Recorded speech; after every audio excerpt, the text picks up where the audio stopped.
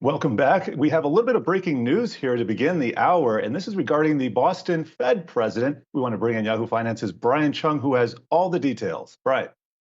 Hey, Jared. Well, the Federal Reserve will be getting a new face to its cast of critical policymakers as inflation and the variant of the virus continue to weigh on the economy. Susan Collins, who's currently at the University of Michigan, has been picked by the Boston Fed to be its next president. She will be replacing Eric Rosengren, who people will recall will step down at the end of September last year in the wake of a trading scandal that involved him making many large transactions in real estate investment trusts and other types of securities over the course of 2020.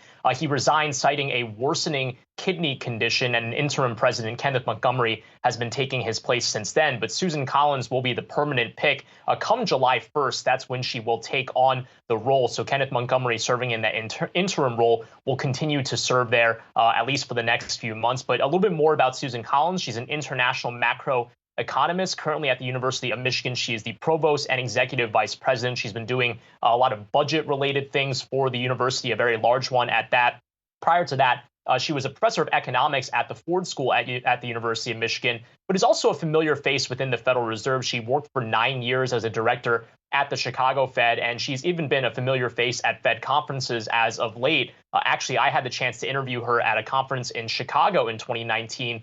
When the Fed was reviewing its framework, she was advocating for perhaps a more aggressive approach to how the Federal Reserve looks at maximum employment, perhaps tolerating more periods of higher inflation, which is effectively what the Fed actually did after it finished its review. But all those things are aside from the point. She will be the new president of the Boston Fed. And by the way, she'll be the first Black woman to ever hold a Federal Reserve Bank post. Raphael Bostic was the first Black man, but there has not been a Black woman in either a Fed governor or a Federal Reserve Bank role. So this is also a very notable moment in Fed history as well. So again, Susan Collins from the University of Michigan set to take on the new Boston Fed role come July, guys.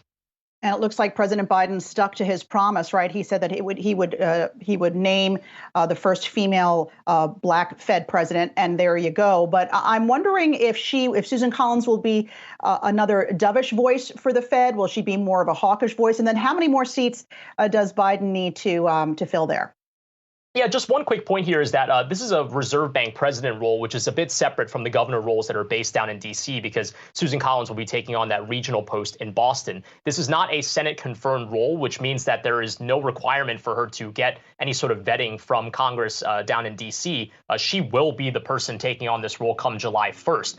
This is because of the pseudo government structure of the Federal Reserve banks. Any Fed governor role that's based out of the official federal agency of the Federal Reserve in D.C. does require Senate confirmation, but the 12 reserve banks around the country are actually a pseudo government. They're actually technically private. So that's the reason why the bank's board of directors was able to pick her, and it doesn't require Senate confirmation. But as far as the dovish, hawkish bit, in our conversation that we had in 2019, she had advocated for maybe the Federal Reserve could have actually raised its inflation target to 3%, which is a pretty radical idea and could kind of signal an underpinning of, or an unpinning rather, of gradually kind of anchored inflation targets around the world. Of course, that didn't happen. That's not going to happen, but it does kind of signal she's someone that would like to be a little bit more emphasized on the maximum employment side of things than the inflation side of things. Certainly a very difficult message, especially right now with inflation as high as it is.